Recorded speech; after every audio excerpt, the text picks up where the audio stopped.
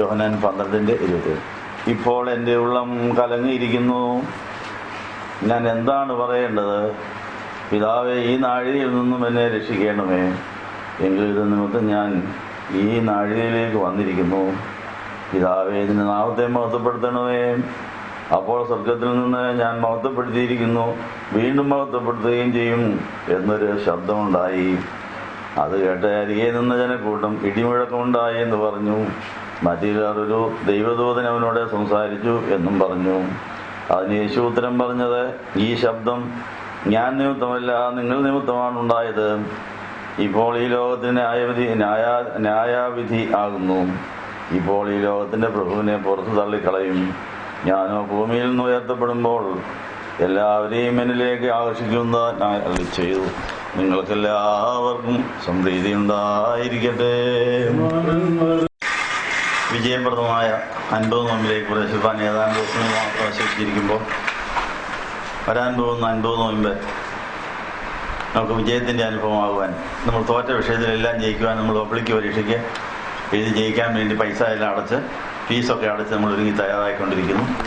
Model പരീക്ഷ കഴിഞ്ഞു, public പരീക്ഷ തുടങ്ങാൻ പോകുന്നു. ദിവസങ്ങളിലുള്ള ഒരുക്കങ്ങൾ നമ്മൾ തുടരുകയാണ്. ഇന്ന് കേട്ടതായ വചനങ്ങളൊക്കെയും തോറ്റവരെ ജയിപ്പിക്കാൻ സഹായകരമായിരുന്നു. കിട്ടിയതായ സന്ദേശങ്ങൾക്ക് നന്ദി പറയാം. കർത്താവ് പറഞ്ഞതായ ഒരു വചനം നമ്മുടെ ദേഹിയുടെ മണ്ഡലത്തിൽ 100% അന്വർത്ഥമായോ എന്ന് പരിശോധിക്കുകയാണ്. വിശുദ്ധ യോഹന്നാന്റെ സുവിശേഷത്തിൽ 12ാം അധ്യായത്തിൽ നമ്മൾ ഇന്ന് കേട്ട കാര്യം, യേശുക്രിസ്തു കാൽവറി മലയിൽ കുരിശിൽ ഉയർത്തപ്പെട്ട് കഴിയുമ്പോൾ എല്ലാവരെയും തങ്ങളിലേക്ക് ആകർഷിക്കുമെന്നാണ് പറഞ്ഞത്. അത് എത്ര ശതമാനം നമ്മൾ നിവൃത്തിയായിരിക്കുന്നു? ഇപ്പോൾ ലോകത്തിന് ന്യായവിധി ആകുന്നു. ഇപ്പോൾ ഈ ലോകത്തിൻ്റെ പ്രഭുവിനെ പുറത്ത് തള്ളിക്കളയും. യോഹന്നാൻ 12:31. ലോകത്തിൻ്റെ പ്രഭുവിനെ തള്ളിക്കളയാനും തോൽപ്പിക്കുവാനുമാണ് യേശു കാൽവറിയിൽ കയറി രക്തം മുഴുവൻ ഊറ്റി തന്നത്. അങ്ങനെ നമ്മളെ വിലയ്ക്ക് വാങ്ങിയതാ. ഞാനോ ഭൂമിയിൽ നിന്ന് ഉയർത്തപ്പെടുമ്പോൾ എല്ലാവരെയും എങ്കിലേക്ക് ആകർഷിക്കും. ആ 32ാമത്തെ വാക്യപ്രകാരം ആ എല്ലാവരുടെയും കൂട്ടത്തിൽ നമ്മൾ പെട്ടോ. ഈ ഭൂമിയിൽ നിന്ന് കർത്താവ് കുരിശിൽ ഉയർത്തപ്പെട്ട് തൻ്റെ കൂടെ കുരിശിക്കപ്പെട്ട വലത്തുവാസത്തെ കള്ളൻ്റെ ഒരു ഒറ്റ വാചകത്തിലുള്ള ഒരു പ്രാർത്ഥന സ്വീകരിച്ച് പ്രാർത്ഥനയ്ക്ക് മറുപടിയായി അവനെ പർദീസായിലേക്ക് കൂട്ടിക്കൊണ്ടുപോയി ആ കുരിശിൻ്റെ ചുവട്ടിൽ തന്നെ ആ വലത്തുവശത്തെ കള്ളൻ ആകർഷിക്കപ്പെട്ടു, ദൈവരാജ്യത്തിലേക്ക് പ്രവേശിച്ചു. പക്ഷെ ഇടതുവശത്തെ കള്ളൻ എന്താ ആകർഷിക്കപ്പെടാഞ്ഞത്? കുരിശിച്ചവരുടെ കൂട്ടത്തിൽ ഒരു ശതാധിപൻ ആകർഷിക്കപ്പെട്ടു. ഇവൻ സാക്ഷാൽ ദൈവോത്രൻ തന്നെയാണ്, ഇവൻ ഒരു കുറ്റവും ചെയ്തിട്ടില്ല. ഈ കിടക്കുന്നത് മനുഷ്യജാതിയുടെ പാപശാപങ്ങൾക്ക് പരിഹാരത്തിനായിട്ട് ആണ് ഇവൻ ഈ കിടപ്പ് കിടക്കുന്നതെന്ന് പറഞ്ഞ് ആ യേശു വിശ്വസിച്ചപ്പോൾ അയാൾക്ക് രക്ഷ കിട്ടി. യേശു ക്രിസ്തു ഉയർത്തപ്പെട്ട അന്ന് കല്ലറകളിൽ ഉണ്ടായിരുന്ന പലർ ഉയർത്തെഴുന്നേറ്റ് എന്ന് വേറെ വേദഭാഗത്ത് പറയുന്നുണ്ട്. കർത്താവ് മരിച്ച അന്ന് തന്നെ ആ യെരുശലേമിൽ ഉണ്ടായിരുന്ന പല കല്ലറകളിൽ നിന്ന് പലരും ഉയർത്തെഴുന്നേറ്റ് വന്ന് ആ പട്ടണത്തിൽ പ്രത്യക്ഷപ്പെട്ടു എന്നാണ്. അവരും സാക്ഷ്യം പറഞ്ഞു, ഇവൻ മരിച്ചവരെ ഉയർപ്പിക്കുന്നയാളാണ്, യേശുവിൻ്റെ മരണം ജീവദായകമാണ്. ഞങ്ങൾ ഇവൻ്റെ കാൽവരി മലയിലെ ആ കുരിശിൽ കിടന്നുള്ളതായ വചനങ്ങൾ ഞങ്ങളും കേട്ടു, ഞങ്ങൾ സാക്ഷ്യം പറയാൻ ഉയർത്തെഴുന്നേറ്റ് വന്നിരിക്കുകയെന്ന് പറഞ്ഞു. നമ്മളിത് എത്ര നാളാണ് കേൾക്കാൻ തുടങ്ങിയിട്ട്? നമ്മുടെ പ്രാണൻ മുഴുവൻ ഉയർക്കാത്തത് നമ്മൾ പരിശോധിക്കേണ്ടതാണ്. എല്ലാവരെയും തങ്ങളിലേക്ക് ആകർഷിക്കുമെന്ന് പറഞ്ഞത് കർത്താവിൻ്റെ വചനമാണ്. പക്ഷെ 21ാം നൂറ്റാണ്ടായിട്ടും 2017 ആകർഷിക്കപ്പെടാതെ എത്രയോ പേരുണ്ട്. അത് ആകർഷണത്തിൻ്റെ കുഴപ്പം കൊണ്ടാണോ? ഇതിനിടയ്ക്ക് വികർഷണത്തിൻ്റെ ഒരു ശക്തി ഇവിടെ ഉണ്ടെന്നുള്ള കാര്യം നമ്മൾ അറിഞ്ഞിരിക്കണം. ആകർഷണം എല്ലാവരുടെയും കിടപ്പുണ്ട്. കാരണം എല്ലാവരെയും കർത്താവ് സൃഷ്ടിച്ചു, രക്ഷിച്ചു, പരിപാലിച്ചു എന്നുള്ള 3 അവകാശമുണ്ട്. എല്ലാവരുടെ മേലും എനിക്ക് അധികാരമുണ്ട്, അവകാശമുണ്ട്. എല്ലാവരെയും ആകർഷിക്കുവാൻ വേണ്ടതെല്ലാം ചെയ്തിരിക്കുന്നു. പക്ഷേ വികർഷിക്കുവാൻ ഇടയ്ക്ക് ഒരാൾ കയറി നിന്നാൽ തടഞ്ഞു പോകും. ആകർഷണത്തിൻ്റെ ഇടയിൽ വികർഷണം ഉണ്ടാക്കുന്ന പിശാച് ഈ ലോകത്തിന്റെ അധിപതിയായി കഴിയുമ്പോൾ ഈ ആകർഷിക്കുമെന്ന് പറഞ്ഞ വചനം നിവൃത്തിയാകാതിരിക്കാൻ വികർഷിപ്പിക്കുവാൻ ഇടയ്ക്ക് കയറി നിൽക്കുന്നു. അത് എല്ലാ നാളും പറ്റുകയില്ല. അത് എല്ലാവരെയും കർത്താവിലേക്ക് ആകർഷിക്കുന്ന ആ നാള് സമീപിച്ചുകൊണ്ടിരിക്കുന്നു. ഓരോ ദിവസം കഴിയുന്തോറും, ഓരോ മിനിറ്റ് കഴിയുന്തോറും യേശുവിലേക്ക് ആകർഷിക്കപ്പെടുന്നവരുടെ എണ്ണം കൂടിക്കൊണ്ടിരിക്കുക. കോടിക്കണക്കിന് പേരായി കഴിഞ്ഞു. എന്നാൽ വികർഷിക്കപ്പെടുന്നവർ എന്തുകൊണ്ട് വികർഷിക്കപ്പെടുന്നു? അവിശ്വാസം കൊണ്ടും, അത്യാഗ്രഹം കൊണ്ടും, അന്ധത കൊണ്ടും, മൂഢവിശ്വാസം കൊണ്ടും ഒക്കെ തിന്മയ്ക്ക് നമ്മളെ തടഞ്ഞു നിർത്തുവാൻ തൽക്കാലത്തേക്ക് നമ്മൾ അവസരം കൊടുത്തിരിക്കുന്നു. പക്ഷേ സകലരെയും കർത്താവ് കാൽക്കീഴാക്കി ചവിട്ടി മെതിക്കുമെന്നാണ് പറഞ്ഞിരിക്കുന്നത്. സമയമെടുക്കും, അത് തുറന്നുകൊണ്ടിരിക്കുകയാണ്. എത്രയും നേരത്തെ അവങ്കിലേക്ക് ആകർഷിക്കപ്പെടുവാൻ തക്കണം ആകർഷണം മുടക്കികൾക്ക് പകരം കൊടുത്തതിനെ മാറ്റേണ്ടിയിരിക്കുന്നു. കർത്താവേ, നീ എന്നെ ആകർഷിച്ച് നിന്റെ ഉള്ളിലാക്കാനാണ് മരിച്ചു ഉയർത്തേണ്ടത് ഉദ്ഘാടനം ചെയ്ത് പിതാവിന്റെ സന്നിധിയിൽ യുദ്ധം ചെയ്തുകൊണ്ടിരിക്കുന്നത്. ശത്രുവിനെ പാദപീഠമാക്കുവാൻ കർത്താവ് യുദ്ധം ചെയ്തുകൊണ്ടിരിക്കുക. അപ്പൊ കർത്താവിന്റെ കാലിന്റെ കീഴെ എല്ലാ ശത്രുക്കളും ചതയ്ക്കപ്പെടുന്ന ഒരു നല്ല നാളെ വരുന്നു. ഓരോ ദിവസം കഴിയുന്തോറും ആ വേല ശിഷ്യന്മാരെ കൊണ്ട്, തൻ്റെ പ്രവാചകന്മാരെ കൊണ്ട് ആ കാര്യം തുടർന്നുകൊണ്ടിരിക്കുകയാണ്. നമുക്കും ആ പണി ചെയ്യാൻ സാധിക്കും. അപ്പൊ നമ്മുടെ ജീവിതത്തിൽ വികർഷണം വരുത്തുന്ന കാര്യങ്ങൾ ഏതെല്ലാമാണ്? ആകർഷണം അവിടെ കിടപ്പുണ്ട്. പക്ഷെ വികർഷണം ഉണ്ടാക്കുന്ന കാര്യങ്ങൾ നമുക്കുണ്ടാക്കാൻ സാധിക്കും. അതേതാണ്? 1 യോഹന്നാൻ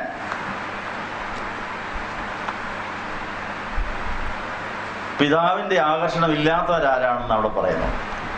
പിതാവിന്റെ ആകർഷണവും പുത്രന്റെ ആകർഷണവും പരിശുദ്ധാത്മാവിന്റെ ആകർഷണവും കൂടെ പൂർണ്ണമാകുമ്പോഴാണ് നമുക്ക് യേശുവിലാകാൻ സാധിക്കുന്നത്.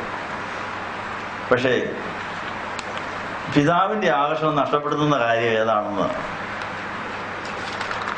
1 യോഹന്നാൻ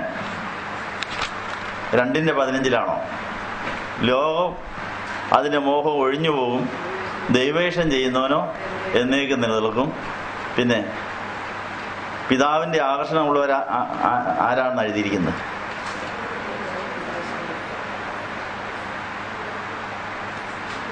പതിനഞ്ചാമത്തെ വാക്യത്തിൽ ലോകത്തെയും ലോകത്തിലുള്ളതിനെയും സ്നേഹിക്കരുത്. ഒരുവൻ ലോകത്തെ സ്നേഹിക്കുന്നെങ്കിൽ അവനിൽ പിതാവിന്റെ സ്നേഹമില്ല.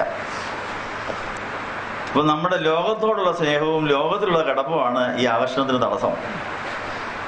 അതുകൊണ്ട് നിന്റെ രാജ്യം വരണമേ എന്ന് നമ്മൾ പ്രാർത്ഥിക്കാൻ കർത്താവ് പഠിപ്പിച്ചിരിക്കുന്നത്. അപ്പൊ ലോകത്തെയും ലോകത്തിലുള്ളതിനെയും സ്നേഹിച്ചാൽ ദൈവത്തിലേക്കുള്ള ആകർഷണത്തിന് അത് തടസ്സമായി നിൽക്കും.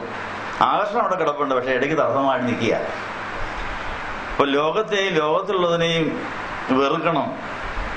ഒരുവൻ ലോകത്തെ സ്നേഹിക്കുന്നെങ്കിൽ അവനിൽ പിതാവിന്റെ സ്നേഹമില്ല. എന്നാൽ ഈ പിതാവിന് ലോകത്തോട് ഭയങ്കര സ്നേഹം ഉണ്ടായിരുന്നൊരു സമയമുണ്ട്, ഇപ്പൊ സ്നേഹമില്ല. എന്താ കാരണം?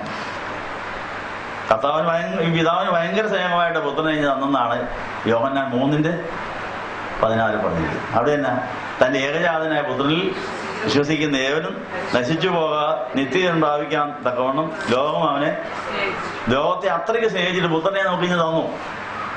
പുത്രൻ വന്നു, ഈ ലോകത്തെ കീഴടക്കി വെച്ചിരുന്ന പിശാചിനെ ചതച്ച് അവന് തോൽപ്പിച്ചിട്ട് ഉയർത്തെഴുന്നേൽ പിതാവിന്റെ വലത്തുവശത്ത് വരെ ചെന്ന് കഴിഞ്ഞു. ഇപ്പൊ പിതാവിന് ലോകത്തോട് മഹാവെറുപ്പാണ്. അതിന്റെ കാരണം എന്താണ്? ഒരു ഉദാഹരണം പറഞ്ഞാൽ നമുക്ക് പെട്ടെന്ന് മനസ്സിലാവും. നടക്കാൻ പ്രായമാകുന്ന 3-4 വയസ്സ് ആശാകുന്ന ആൺപിള്ളേരും പെൺപിള്ളേരും മഹാകുസൃതിയായിരിക്കും. ഇവരെ നോക്കിക്കൊണ്ടിരിക്കാൻ അമ്മയ്ക്ക് സമയമില്ലാത്തതുകൊണ്ട് അവരെ മുറ്റത്ത് കളിക്കാൻ വിട്ടിട്ട് അത്താഴം വെക്കാനോ അല്ലെങ്കിൽ ഉച്ചയ്ക്ക് ആഹാരം ഉണ്ടാക്കാനോ അവരതിനെ കൂടെ ശ്രദ്ധിക്കുക. കഴിയുമ്പോൾ ഈ കൊച്ചതിലേക്ക് ഓടി നടന്ന് കെട്ടാത്തൊരു കിണർ എവിടെയെങ്കിലും ആരുണ്ടെങ്കിൽ ആദ്യം നിന്ന് കുസൃതിയുടെ ഇടയ്ക്ക് ചെന്ന് കിണറ്റ് വീഴാൻ സാധ്യതയുണ്ട്. കൊച്ചിനെ ഇടയ്ക്കിടയ്ക്ക് വന്ന് അമ്മ നോക്കുന്നുണ്ട്. നോക്കിയപ്പോൾ മറ്റത്തൊന്നും കാണാനില്ല. അകവാട് വെട്ടി. എൻ്റെ കൊച്ചു ഇതിലേ പോയി. എവിടെ പോയി ചെയ്യുന്നത്? ചെന്ന് നോക്കിയപ്പോൾ എവിടെ കിടപ്പുണ്ട്? കിണറ്റാന്ന് കിടപ്പുണ്ട്. തല്ലിയിലേ നിലവിളി. നാട്ടുകാരെ മുഴുവൻ വിളിച്ചു കൂട്ടി, എൻ്റെ കൊച്ചു കിണറ്റിൽ പോയേ. എല്ലാവരും കൂടി ഓടിക്കൂടി വന്ന് കിണറ്റിൽ വിദഗ്ധമായി ഇറങ്ങാൻ കഴിയുള്ള ഒരാൾ വന്ന് ആ കിണറ്റിൽ ഇറങ്ങിച്ചെന്ന് വെള്ളം കുടിച്ചുകൊണ്ടിരിക്കുന്ന ആ കൊച്ചിനെ പൊക്കിയെടുത്ത് തലയിലും തോളയിലും ഒക്കെ ഇട്ട് വെള്ളമെല്ലാം ഊറ്റിക്കളഞ്ഞ് അതിനെ മുകളിലോട്ട് കൊണ്ടുവരാൻ തപ്പുന്ന ഒരു കയറിട്ട് കൊടുത്ത കയറെ പിടിച്ചോണ്ട് ഇങ്ങനെയൊക്കെ ആ കിണറ്റിൽ നിന്ന് ആ കുഞ്ഞിനെ രക്ഷിച്ച് ആശുപത്രിയിൽ കൊണ്ടുപോയി കുഞ്ഞ് രക്ഷപ്പെട്ട് കഴിഞ്ഞാൽ ആ അമ്മയുടെയും അപ്പൻ്റെയും നാട്ടുകാരുടെയും ഈ കിണറിനോടുള്ള മനോഭാവം എന്തായിരിക്കും? മഹാവെറുപ്പായിരിക്കും. എന്തായിരുന്നു കെട്ടാതെ ഇട്ടിരുന്നത്? ഈ കൊച്ചിനെ വളർത്തുന്ന നിങ്ങൾ ആദ്യം അതിനൊരു വേലി കെട്ടുണ്ടായിരുന്നു, അതൊന്ന് എവിടെ വെച്ച കടം വാങ്ങിച്ചാൽ ഒന്ന് കെട്ടിയിട്ടുണ്ടായിരുന്നു എന്ന് പറഞ്ഞ് വഴക്ക് പറഞ്ഞിട്ട് ഇനി ആരും അതിനകത്ത് വീഴാതിരിക്കാൻ അതിനെ സൂക്ഷിക്കണമെന്ന് പറഞ്ഞ് അതിനുള്ള എല്ലാ ഭദ്രതയും ചെയ്ത് ആ അപ്പനും അമ്മയും ആ കിണറിനെ ഏറ്റവും അധികം വെറുക്കുന്നുണ്ട്. എൻ്റെ കൊച്ചിനെ വീഴിച്ച കുഴിയാണെന്നാണ് പറയുന്നത്. കൊച്ച കിണറ്റിൽ കിടന്നിടത്തോളം സമയം കിണറിനോട് ഭയങ്കര സ്നേഹമായിരുന്നു. കാര്യം തന്നെ കൊച്ചതിനകത്താ എല്ലാവരുടെയും നോട്ടം അങ്ങോട്ട്. എല്ലാവരും അതിൻ്റെ പക്കത്ത് വന്നതുകൊണ്ട് അയ്യോ രക്ഷിക്കണേ എന്ന് പറഞ്ഞ് എല്ലാവരും നോക്കി ആ കൊച്ചിനെ രക്ഷിച്ച് വെളിയിൽ കൊണ്ടുവരുന്ന വരെ എല്ലാവരും ആ കിണറിൻ്റെ പക്കത്തുണ്ട്. എല്ലാവരുടെയും നോട്ടം അങ്ങോട്ടാണ്. കൊച്ചിനെ രക്ഷപ്പെടുത്തി കൊച്ച് എവിടെ ആശുപത്രി പോയി രക്ഷപ്പെടുത്താൽ പിന്നെ എല്ലാവരും അങ്ങോട്ട് തിരിഞ്ഞു നോക്കുകയില്ല. ഇനി മേലാൽ അവിടെ ആരും വീഴാതിരിക്കാൻ അത് കെട്ടിയിട്ട് അത് വൃത്തിയാക്കിയിട്ടേ അങ്ങോട്ട് നോക്കാവൂ. ഈ ലോകം എന്ന് പറയുന്നൊരു പാപക്കുഴിയാണ്. ഈ ലോകത്തിലെ പാപക്കുഴിയിൽ കിടന്ന പ്രാണക്കുട്ടികളെ കണ്ടപ്പോൾ അപ്പച്ചന് ഭയങ്കര ദയ. മനുഷ്യരെ പാപത്തിൽ വീഴിച്ച് പാപക്കുഴിയിൽ കിടന്ന മനുഷ്യരെ രക്ഷിക്കാൻ വേണ്ടി തന്റെ മകനെ ആ കുഴിയിലോട്ട് അങ്ങ് വിട്ടു. അപ്പോഴെല്ലാം അപ്പന്റെ നോട്ടം എവിടാ? ഇതിന്റെ അടിവഴിയാ പാതാളം വരെ കിടക്കുന്ന ആത്മാക്കളെ രക്ഷിക്കാൻ വേണ്ടി പുത്രനെ കിണറ്റിന്റെ അടിയിലോട്ട് പാപക്കുഴിയുടെ കിണറ്റിലേക്ക് അങ്ങ് ഇറക്കി അങ്ങ് വിട്ടു. അപ്പോഴെല്ലാം ഭയങ്കര സ്നേഹമായി കുഴിയോട്. കാര്യം എന്നാ? തന്റെ പ്രിയപ്പെട്ട മക്കളുടെ പ്രാണൻ കിടക്കുന്നത് ഈ കുഴിയില്ല. അതിനെ രക്ഷിക്കണമെന്നുള്ള ആ ബോധത്തോടുകൂടി പിതാവായ ദൈവതമ്പുരാൻ ലോകത്തോട് മനുഷ്യനെ കൊന്ന, മനുഷ്യരെ പാവികളാക്കുന്ന, മനുഷ്യരെ നശിപ്പിക്കുന്ന ലോകത്തോട് ഭയങ്കര സ്നേഹം. അതിനെ രക്ഷിക്കാൻ വേണ്ടി പാപക്കുഴിയിലേക്ക് പുത്രനെ പറഞ്ഞയച്ചു. പുത്രൻ അവിടെ ചെന്ന് കിട്ടാവുന്നതിനെല്ലാം തൂത്തെടുത്ത് കർത്താവിന് കൊണ്ട് കാഴ്ചവെച്ച് കഴിഞ്ഞാൽ അപ്പച്ചന് സന്തോഷമായി. അത് കഴിഞ്ഞാൽ അപ്പന്റെ മനോഭാവം എന്നാ? ഏറ്റവും അധികം വെറുക്കുന്നു ഈ പാപക്കുഴിയെ. ആ മനോഭാവം നമുക്കും ഉണ്ടെങ്കിൽ മാത്രമേ നമുക്ക് ദൈവത്തെ പ്രസാദിപ്പിക്കാൻ. ഇങ്ങനെ ഒരു കൊച്ച് രക്ഷപ്പെട്ടു, പിന്നെ ആ കൊച്ച് ആ വേലിയുടെ മുകളിൽ കൂടെ ചാടാൻ നോക്കുകയാണെങ്കിൽ പിന്നെ 2 അടി അങ്ങോട്ട് കൊടുക്കുന്നു. അങ്ങോട്ട് പോയേക്കരുത്, വീഴരുതെന്ന് പറഞ്ഞാൽ അടിയും പിടിയൊക്കെ തുടങ്ങും. ഇതുപോലെ നമ്മളോടിപ്പം ഈ ലോകത്തുള്ളവരോടും അപ്പച്ചന് മഹാവിരോധമാണ്. കാര്യം തന്നെ അവരിങ്ങനെ കുഴിയുടെ പക്കത്തോട് നടക്കുക, കുഴിയിലൂടെ അത് ചാടുക. പാതാളത്തിലേക്ക് പോകാൻ നമുക്ക് ഒരു മടിയുമില്ല, എടുത്തങ്ങ് ചാടുക. ചാടുന്നത് എങ്ങനെയാ? സ്വന്തം ഇഷ്ടം ചെയ്താൽ മതി, അങ്ങോട്ട് പോകോളൂ. എവിടെയാ എഴുതിയിരിക്കുന്നത്? 49 സംഗീതത്തിൽ പറഞ്ഞ് സ്വയാശ്രയക്കാരുടെ പ്രാണൻ പാതാളത്തിലൂടെ അങ്ങ് വീഴുക. എന്നിട്ട് പാതാളത്തിലെ മരണം അവരെ നയിക്കുന്നു. പാതാളത്തിൽ അവർ ബന്ധിക്കപ്പെട്ട് കിടക്കുന്നു. അങ്ങനെ കർത്താവ് ആദ്യമായി പാതാളത്തിൽ പോയി അനേകരെ രക്ഷിച്ചു. ഇപ്പോഴും പാതാളത്തിൽ നിന്ന് അനേകരെ രക്ഷിച്ചുകൊണ്ടിരിക്കുകയാണ്. അപ്പോൾ നമ്മള് പാതാളത്തിൽ വീഴാതെ ഈ കുഴി ഒഴിവാക്കി മാറി നടന്നോണം. ഒറ്റയ്ക്ക് നടക്കരുത്. യേശുവിനോട് ഈ പാതാളത്തിൽ നിന്ന് നമ്മളെ രക്ഷിക്കാൻ കഴിയുള്ള ഇമ്മാനുവേലിന്റെ കയ്യെ പിടിച്ചോണ്ടേ പോവാവും. അപ്പോൾ രക്ഷപ്പെട്ട കുഞ്ഞ് അനുസരണമുള്ള കുഞ്ഞാണെങ്കിൽ ആ കിണറിന്റെ അടുത്തേക്ക് പോകുമ്പോൾ ഒറ്റയ്ക്ക് പോകും. മമ്മി, എനിക്ക് ആ കിണറിന്റെ അതിൽ ഇവിടെ നിന്ന് പോകണം, എന്നെ ഇവിടെ നിന്ന് പിടിച്ചോണം, ഞാനിനിയും പോകല്ലേ എന്ന് പറഞ്ഞ് മമ്മിയെ വിളിക്കും, അല്ലെ ചേട്ടനെ വിളിക്കും, അല്ലെ ആങ്ങളെ വിളിക്കും, പെങ്ങളെ വിളിക്കും. അങ്ങനെ നമ്മളെക്കാൾ ബലമുള്ളവരുടെ കൂട്ടുപിടിച്ച് മാത്രമേ ആ കിണറിന്റെ അടുത്തോട്ട് പിന്നെ. അപ്പൊ ഈ ലോകം അനേകരെ കൊല്ലുന്നതും അപകടത്തിൽ വീഴിക്കുന്നതുമാണ്. എല്ലാവരും കുഴിയിലായിരുന്ന സമയം പിതാവിന് ഈ ലോകത്തോട് ഭയങ്കര സ്നേഹമായിരുന്നു. ഒരു മോനെ ഉണ്ടായിരുന്ന കുഴിയിലൂടെ അങ്ങ് വിട്ടു. അന്ന് മുതൽ ഈ ലോകത്തിൽ നമ്മളെ രക്ഷിക്കാൻ വേണ്ട കാര്യങ്ങളെല്ലാം കർത്താവ് ചെയ്തുകൊണ്ട് നമ്മളും ഈ ലോകത്തിന്റെ ജഡമോഹവും കൺമോഹവും ജീവിതത്തിന്റെ പ്രതാപവുമാണ് നമ്മളെ കുഴിയിലോട്ട് നടത്തുന്നത്. അപ്പൊ സ്വയത്തെ കേന്ദ്രമാക്കി നമ്മുടെ എല്ലാ പ്രവൃത്തികളും നമ്മുടെ പ്രാണനെ പാതാളത്തിൽ കളയുന്നു. ഇപ്പൊ പാതാളത്തിൽ പോകുന്നവരോടും കളയുന്നവരോടും മഹാവെറുപ്പാണ് കർത്താവിന്. ഞാൻ നിനക്ക് രക്ഷപ്പെടാനുള്ള വചനം തന്നു, അതിനുള്ള എല്ലാ സൗകര്യങ്ങളും ചെയ്ത് നീ പിന്നെയും പോയി ചാടി അവിടെ കിടന്നോളാൻ പറയും. പിന്നെ അനേക നാൾ കിടന്ന് കരഞ്ഞാലേ വല്ലവരെയും പിന്നെ വിടാനൊക്കെ ഉള്ളൂ. ഇപ്പൊ നമ്മുടെ സ്ഥിതി എന്താണെന്നറിയാവോ? നമ്മുടെ എല്ലാവരുടെയും കുടുംബത്തിൽ സ്വയാശ്രയത്തിൽ പാതാളത്തിൽ പോയ പിതാക്കന്മാരും അമ്മച്ചുമാരും വല്യമ്മച്ചുമാരും ഒത്തിരി പേരുണ്ട്. നമുക്ക് ധനവാന്റെയും ലാസന്റെ ഭൂമിയിൽ പറഞ്ഞിരിക്കുന്ന ഉപമപ്രകാരം പട്ടുമത്തയിൽ പട്ടിയേയും വളർത്തി ജീവിച്ച ആ മനുഷ്യന് സ്വന്തം ഇഷ്ടപ്രകാരം എല്ലാം ചെയ്തു. ജഡമോഹം ഉണ്ടായിരുന്നു, കൺമോഹം ഉണ്ടായിരുന്നു, ജീവിതത്തിന്റെ പ്രതാപം ഉണ്ടായിരുന്നു കാണിക്കാൻ വേണ്ടി ഇതൊക്കെ ചെയ്തത്. പ്രാണൻ മുഴുവൻ പാതാളത്തിൽ പോയി. അങ്ങ് എന്നപ്പോൾ വിവരം മനസ്സിലായത്, അയ്യോ തെറ്റിപ്പോയല്ലോ എന്ന് പറഞ്ഞ് വൈകി വന്നതായ ആ വിവേകം നിഷ്ഫലമായി പോയി. അവന് ഒരു വാർത്തയും കേട്ടില്ല. അവന് നാട്ടിലോട്ട് വിടണം, ലാസറിനെ വിടണമെന്ന് പറഞ്ഞ് ലാസറിനെ കൊണ്ട് വെള്ളം മുക്കി ഒഴിക്കാൻ പറഞ്ഞ് ഇതൊന്നും നടന്നില്ല.